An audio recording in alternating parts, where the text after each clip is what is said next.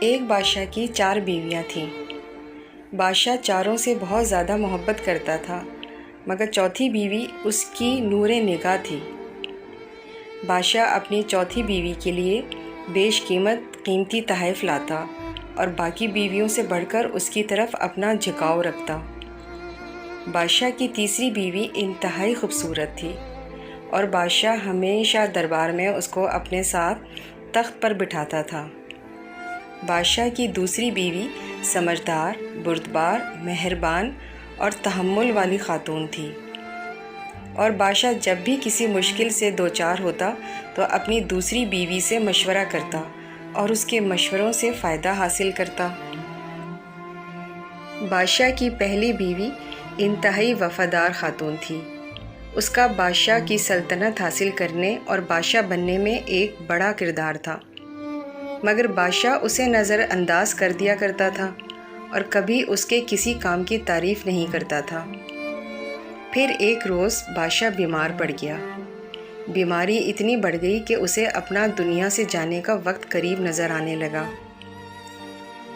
بادشاہ بولا، میں کیسا بادشاہ ہوں؟ میری 4 بیویاں ہیں اور جب میں مروں گا تو میں تنہا مروں گا۔ پھر وہ اپنی چوتھی بیوی سے بولا، میری نور نظر، میں مرنے والا ہوں، میں چاہتا ہوں تم بھی میرے ساتھ چلو تاکہ قبر کی تنہائی میں میرا ساتھ دے سکو۔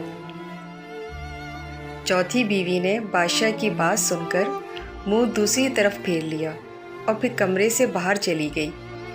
دوسری دفعہ بادشاہ نے اپنی تیسری بیوی سے یہی درخواست کی، مگر اس نے بھی ساتھ چلنے سے انکار کر دیا۔ دونوں بیویوں کی ایسی سرد مہری دیکھ کر بادشاہ کا دل ڈوبنے لگا تو اس نے دوسری بیوی سے ساتھ چلنے کی درخواست کی۔ دوسری بیوی بولی، بادشاہ سلامت، آپ خود ہی تو فرماتے ہیں مرنے والوں کے ساتھ مرا نہیں جاتا، لہٰذا یہ منزل آپ کو تنہا ہی پار کرنی پڑے گی۔ غرض کہ تینوں بیویوں کے بعد بادشاہ کو چوتھی بیوی کی آواز سنائی دی، میں آپ کے ساتھ چلوں گی، جہاں بھی آپ جائیں گے میں آپ کے ساتھ دوں گی۔ بادشاہ نے گردن چوتھی بیوی کی طرف گھمائی جو انتہائی لاغر زرد نظر آ رہی تھی۔ بادشاہ نے انتہائی رنجیدہ لہجے میں اس سے کہا، میری جان نظر، ہائے صد افسوس، کاش میں نے تمہارا خیال اس وقت رکھا ہوتا جب میرے قبضہ قدرت میں اختیار تھا۔ یہ کہہ کر بادشاہ کا سر ایک طرف گر گیا اور وہ اس در فانی سے کوچ کر گیا۔ حقیقت یہ ہے کہ یہ کہانی ہر انسان کی زندگی کی عکاسی کرتی ہے۔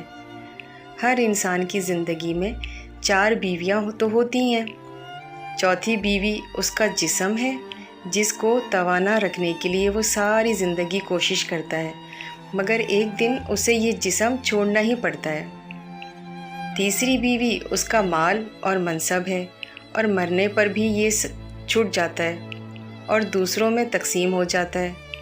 دوسری بیوی عزیز رشتہ دار اور دوست احباب ہیں جو انسان کے مرنے کے بعد قبر تک اس کا ساتھ دیتے ہیں اور پھر واپس اپنی عارضی زندگی کی طرف لوٹ جاتے ہیں۔